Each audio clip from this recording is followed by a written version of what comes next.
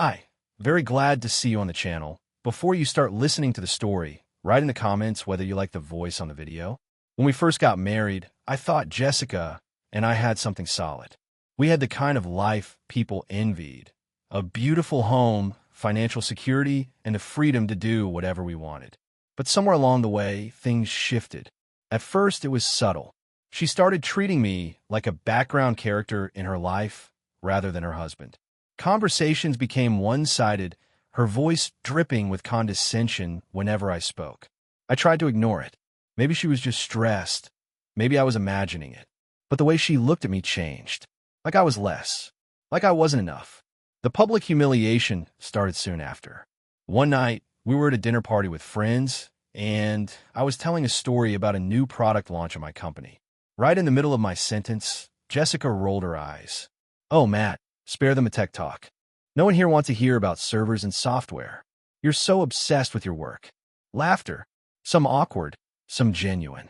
I swallowed hard, feeling my face heat up. "Sorry," I muttered, taking a sip of my drink. She patted my arm, flashing a fake sweet smile. "It's cute, really. How much you try?"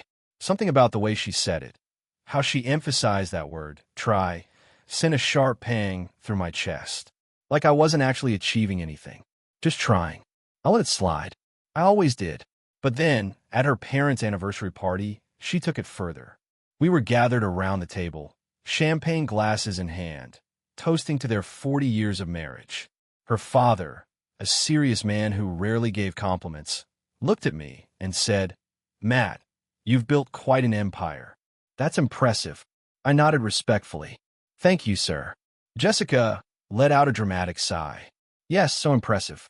He works so hard, almost as hard as our personal chef does keeping up with my diet." A few people chuckled. I didn't.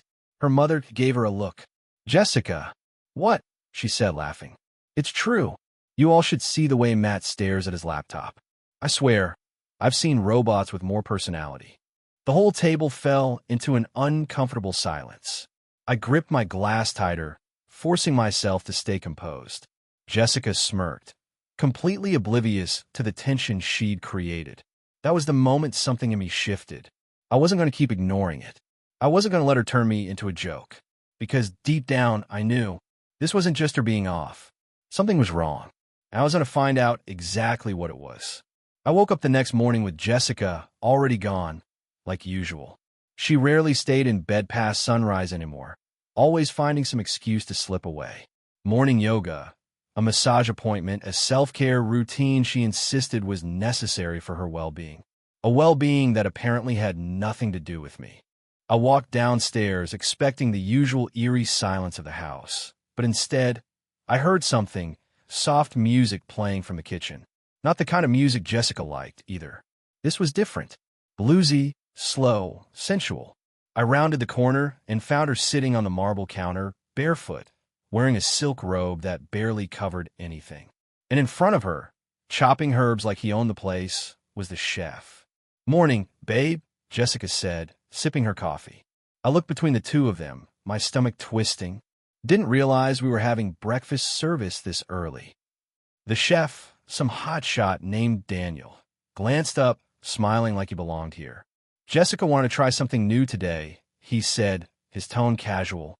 "A lighter menu." Jessica smirked. "Gotta stay in shape." I nodded slowly, but something about the way she said it, how her voice lowered just slightly, how Daniel's smirk widened, set off every alarm in my head. I had hired Daniel 6 months ago because Jessica had suddenly developed a passion for gourmet living. She claimed it was part of her personal growth, that eating well was a reflection of success. I hadn't thought much of it at the time. If it made her happy, why not? But now, standing there watching them exchange glances, watching the way Jessica swung her legs idly as Daniel cooked, it didn't feel like food was the only thing being served in my kitchen. "Smells good," I said, forcing my voice to stay even.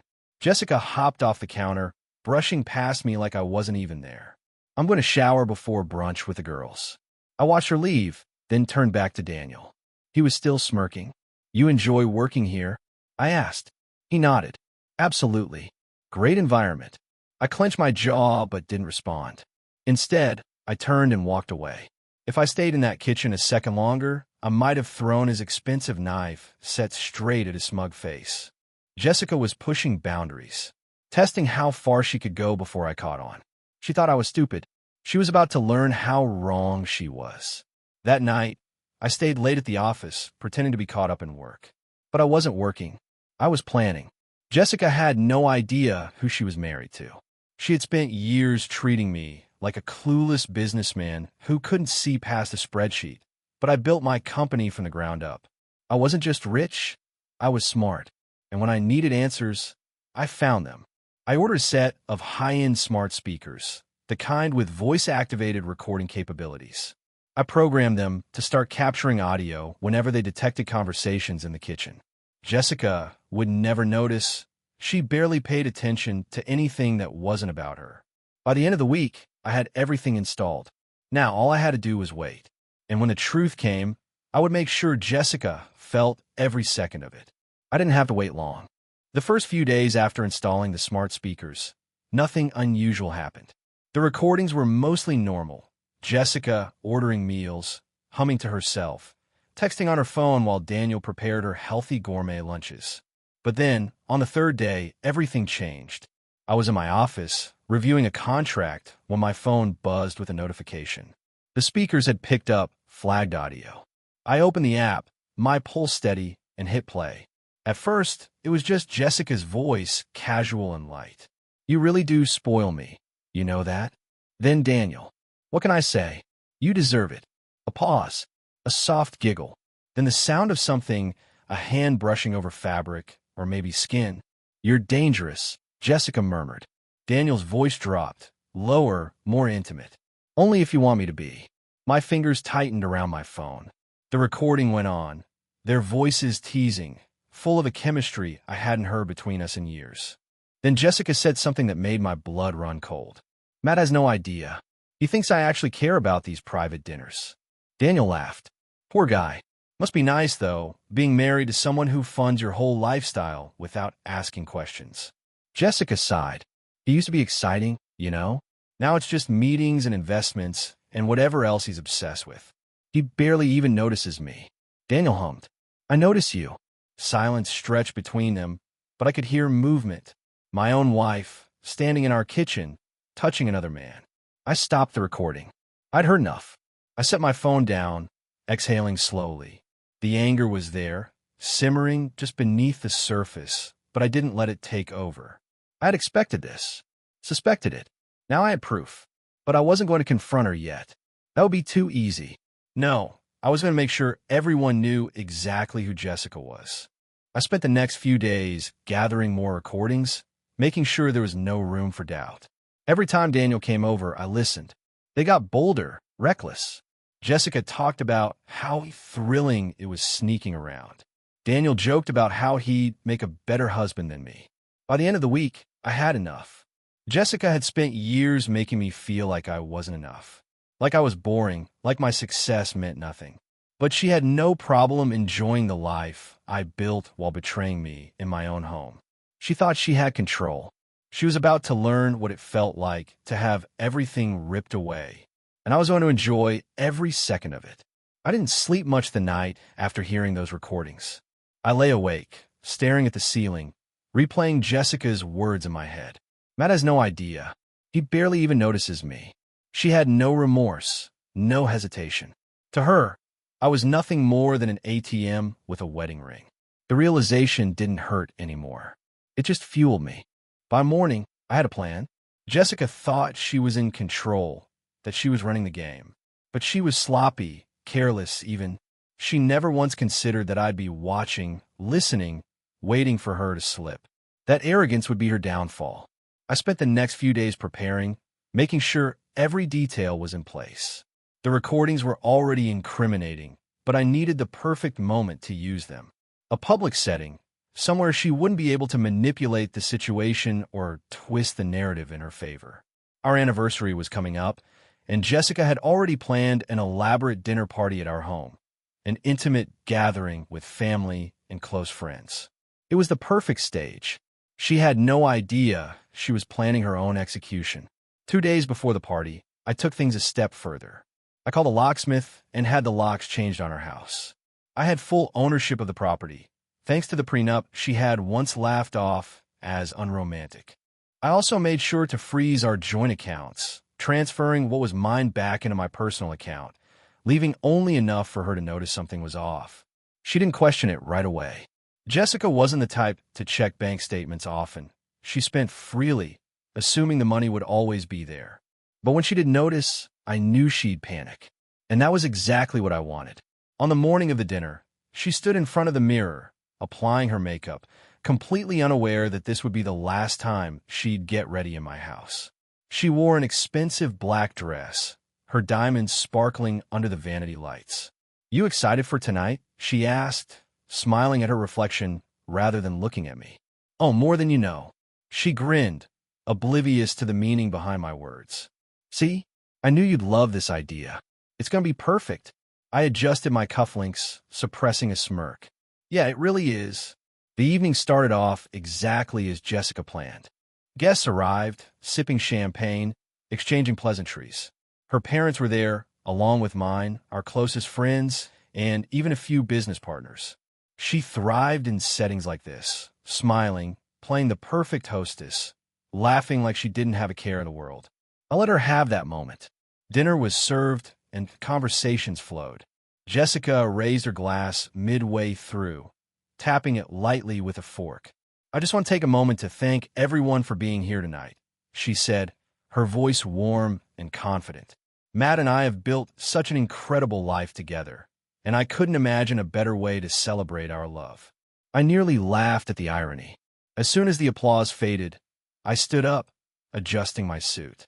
"Actually, since we're celebrating, I have something special planned." Jessica turned to me, her smile bright but slightly wary. "Oh." I pulled my phone from my pocket and tapped the screen. I put together a little something, a reminder of all the hard work that's gone into making this household what it is. Jessica's face paled slightly. She didn't know what was coming, but she knew me well enough to sense a shift. The speakers in the dining room crackled to life, and then her voice. "Matt has no idea. He thinks I actually care about these private dinners." The room fell silent. Daniel's voice followed, smooth and smug. "Poor guy. Must be nice, though, being married to someone who funds your whole lifestyle without asking questions." Jessica's breath hitched. "Matt, turn it off." I ignored her. The recording continued. "He barely even notices me." Daniel laughed. "I notice you." The air in the room grew thick, heavy. Her parents looked horrified. My mother's face twisted in disgust. Friends stared, some with mouths slightly open, unable to comprehend what they were hearing. Jessica shot up from her chair. "Matt, turn it off." I finally stopped the recording and let the silence drag. Then I looked at her, my expression calm, controlled. "You planned this dinner to celebrate our marriage," I said evenly. "I figured it was only fair to show everyone what our marriage really looks like." She was shaking now, her hands trembling as she glanced around the table. This isn't what it sounds like. I cut her off. "You were just what, Jessica? Playing around? Humiliating me? Spending my money on a man who sees you as nothing more than an easy paycheck?"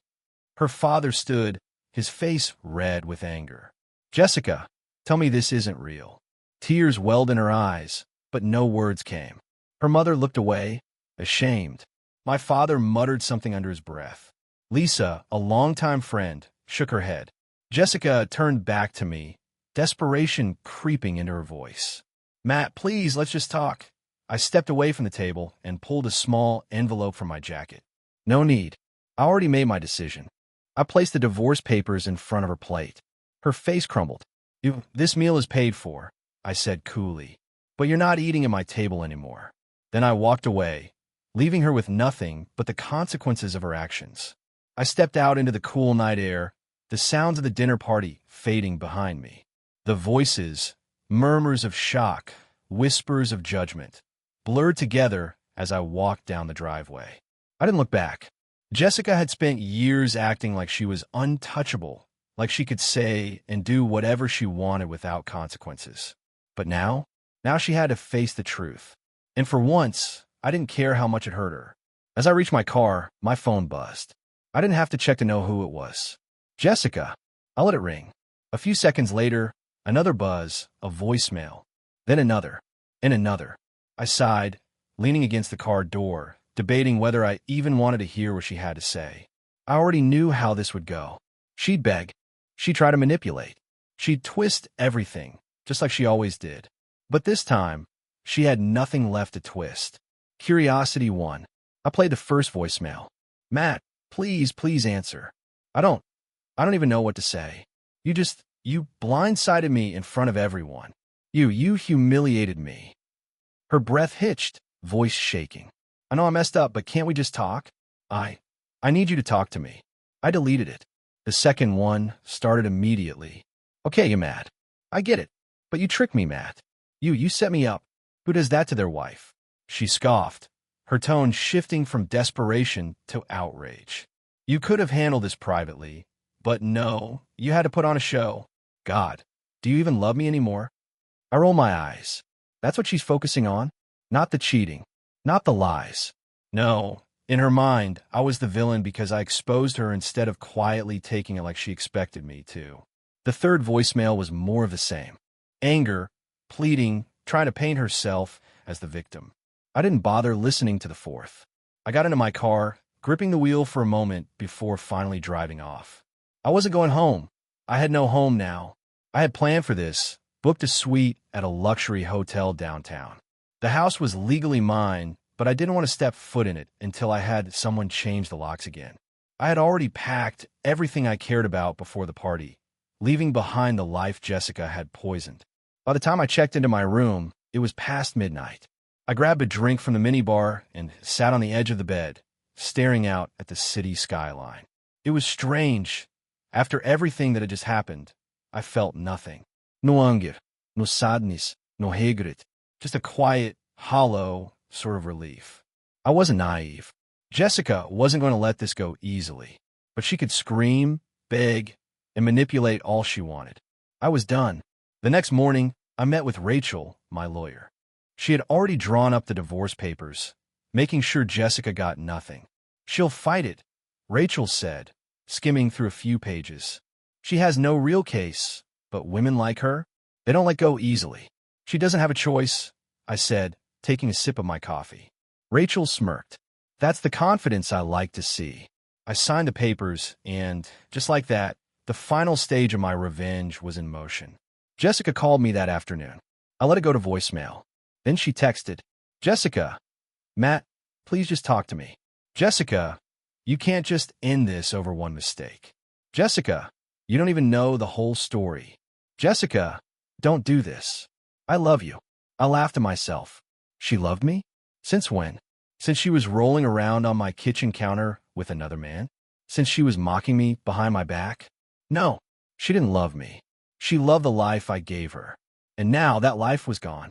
By the end of the day, she started getting desperate. Jessica, I'll sign whatever you want. Just please, don't shut me out like this. I stared at the message for a long moment before finally replying. Me, you already shut yourself out. The moment you let him touch you. The moment you lied to my face. We have nothing to talk about. Sign the papers. She didn't respond. 2 days later, Rachel called me. She signed. I let out a slow breath. That easy? Rachel laughed. I wouldn't call it easy. She sent a long, dramatic letter about how you ruined her life. Said she hopes you'll regret this someday. I chuckled. She really thinks I'm the one who lost something, huh? Oh, absolutely. Rachel paused. You sure you don't want anything else out of this? You could make her life hell if you wanted. I smirked. I already did. Jessica lost everything. Her cushy lifestyle, her reputation, her security. That was enough. And me? I had nothing to regret. The day after Jessica signed the divorce papers, I woke up for the first time in years feeling free. No tension in my chest, no calculating what mood she'd be in, no second-guessing my every move. Just silence and peace. I stood by the hotel window, coffee in hand, watching the city wake up beneath me. The last few weeks had felt like a whirlwind, suspicions, betrayal, revenge, the final blow. Now, there was nothing left to do but move on. Jessica, however, wasn't moving on as easily. I knew she would try to claw her way back, and she didn't disappoint. That afternoon, she showed up at my office. My assistant buzzed in, sounding hesitant. "Matt, Jessica's here. She says she really needs to talk to you." I sighed, leaning back in my chair. I had expected this eventually, but it didn't make it any less annoying. "Did she make an appointment?" There was a pause. "No." "Then tell her I'm busy." Another pause. "She's not leaving." Of course, she wasn't. I exhaled, pinching the bridge of my nose before finally standing. "Fine. Send her in. 5 minutes." Jessica walked in, looking nothing like the polished, overconfident woman she had been at the anniversary dinner. Her hair was slightly disheveled, her eyes puffy, like she hadn't slept. She wore a designer coat over one of her expensive dresses, but the usual shine wasn't there. She closed the door behind her, staring at me. "Matt." I crossed my arms. "Jessica." She swallowed, clearly nervous. She had never seen me like this before, cold, detached. I was always the calm, reasonable one, the man who gave in to keep the peace. But not anymore. She stepped forward, her voice softer. "Can we just talk?" I tilted my head. "About what, exactly?" Her hands clenched at her sides. "About us." I laughed. "Jessica, there is no us." She flinched like I had slapped her. I need to explain." I shook my head. "You need to accept that this is over. You made your choices. I made mine." Her voice cracked. "You blindsided me, Matt. You humiliated me in front of everyone." I arched a brow. "And what do you think you did to me?" She went silent. I took a step closer, lowering my voice. "You spent months disrespecting me, treating me like a fool, laughing behind my back while sneaking around with the help." Tears welled in her eyes. I wasn't thinking, no. You were thinking just fine," I said. "You just didn't think you'd get caught." Her lips trembled. "I lost everything." I shrugged. "That's not my problem." She let out a shaky breath, looking down at the floor. I don't know what to do without you." For a brief moment, I almost felt sorry for her. Almost. But then I remembered every time she had rolled her eyes at me, dismissed me, made me feel like I was less. "That's also not my problem," I said simply. She looked up, desperation in her eyes. "Matt, I loved you." I smirked, shaking my head. "No, you loved what I gave you." A tear slipped down her cheek, but I felt nothing. I had given her my best for years, and she had thrown away like it was worthless. I wasn't about to pick up the broken pieces just because she suddenly realized what she lost. I glanced at my watch. "Your 5 minutes are up." Jessica sniffled, straightening her shoulders. "You're really not going to give me another chance?" I stared at her for a long moment, then shook my head. "No," she exhaled, a mix of anger and sorrow crossing her face. "Phoenix." She turned, pausing at the door. "I hope you regret this someday." I smirked. "I won't." She left, slamming the door behind her. I sat back down, exhaling slowly. That was the last time I ever spoke to Jessica, and I never regretted it for a second. The legal process dragged on longer than I had patience for, but I wasn't worried. Jessica had no case, no leverage, nothing to bargain with.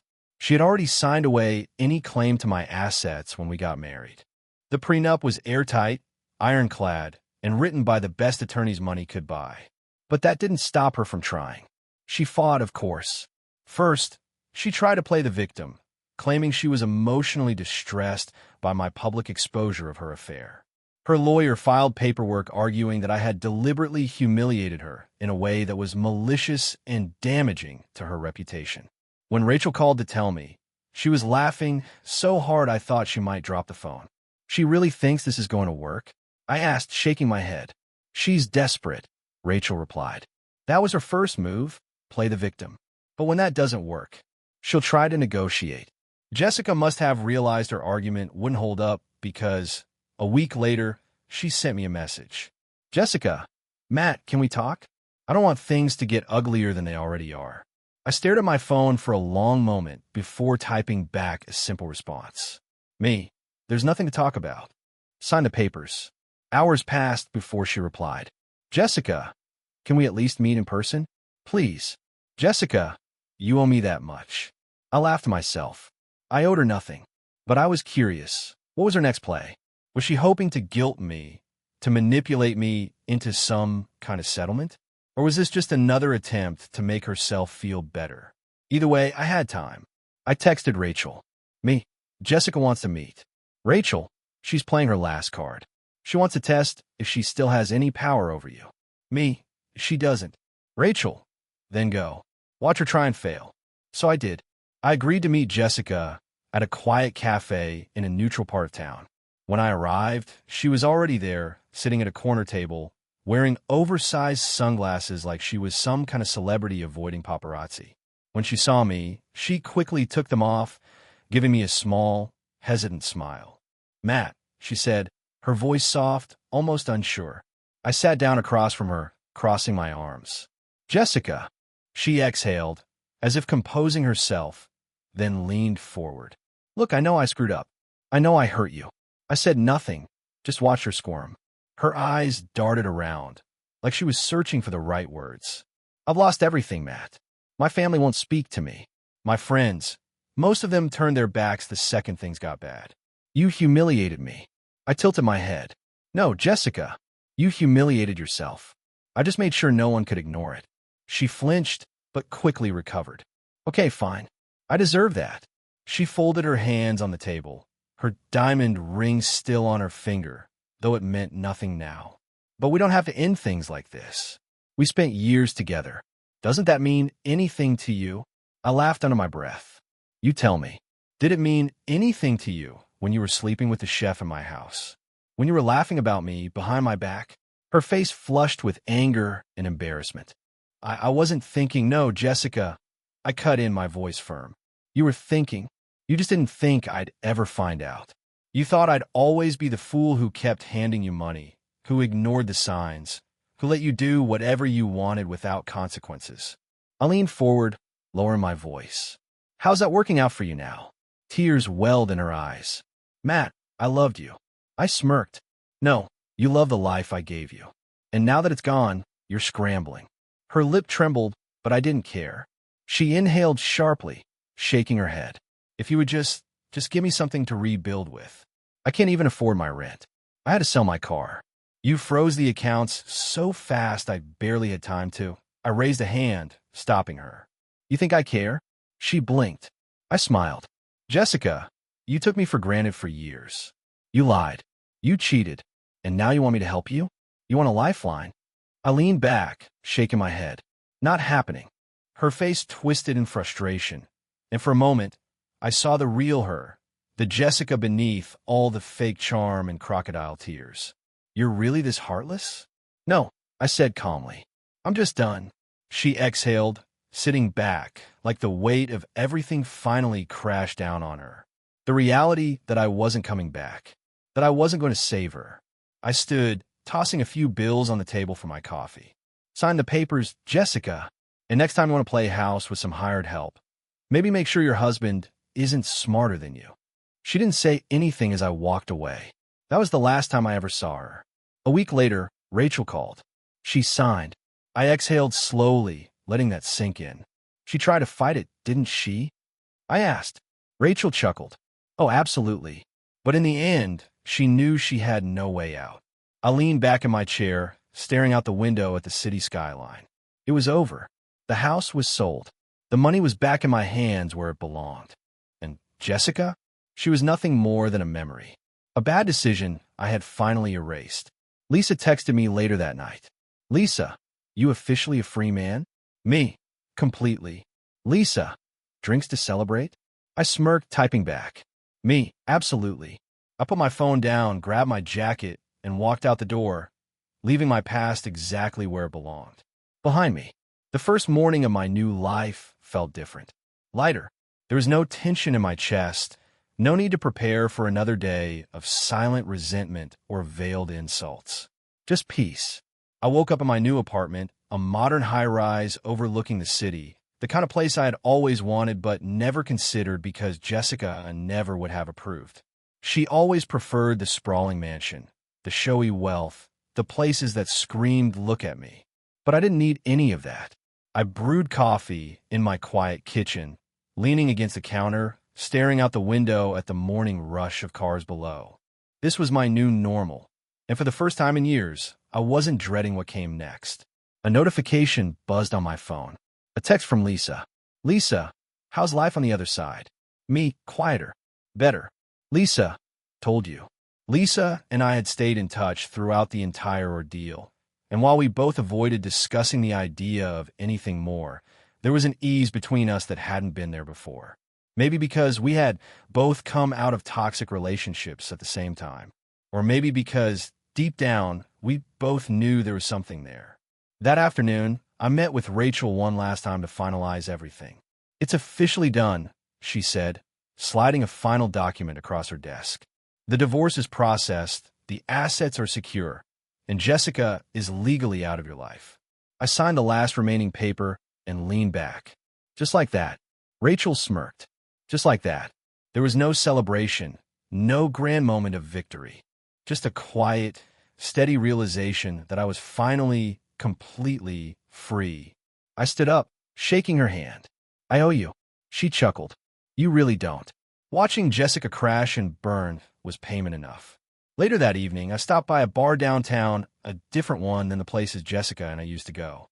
She always chose the upscale lounges where people sipped overpriced cocktails and pretended they were more important than they were.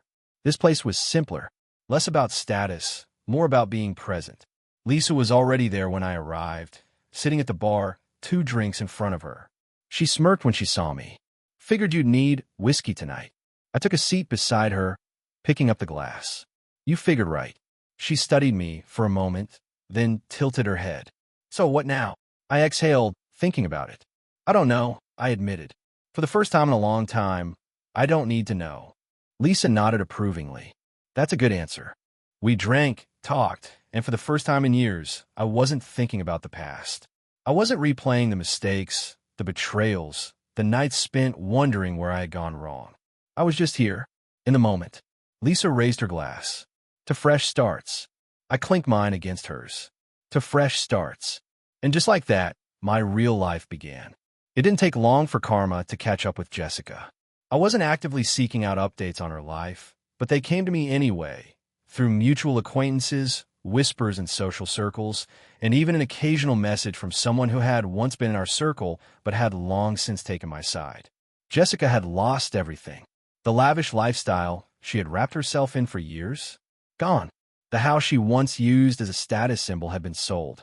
The designer bags, the first-class vacations, the expensive spa days, none of it fit into her new reality.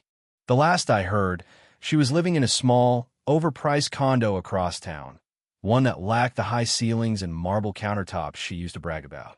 Lisa sent me a text one afternoon. Lisa, saw Jessica today. She looked rough. Me, define rough. Lisa, like she hasn't slept in weeks. No makeup, barely dressed up. She looked like she aged 10 years since the divorce. Me, can't say I feel bad for her. Lisa, yeah, me neither. Jessica had always been obsessed with appearances, with making sure the world saw her as the perfect, untouchable woman who had it all. Now, people were seeing her for what she really was, just another person who had made bad choices and was paying for them. Her former friends had distanced themselves. They had laughed at my public humiliation for years, but when the tables turned, they didn't want to be associated with the fallout. Jessica was no longer the queen of high society. She was just another cautionary tale. But the biggest blow, Daniel, the so-called chef she had thrown everything away for, had vanished. Lisa was the one who told me. We were sitting at a bar, sipping whiskey, when she smirked and leaned closer. Guess who dumped Jessica? I raised an eyebrow. No way. Oh, way, she said, grinning. Apparently, he stuck around for a little while after the divorce, probably thinking she'd still have access to your money.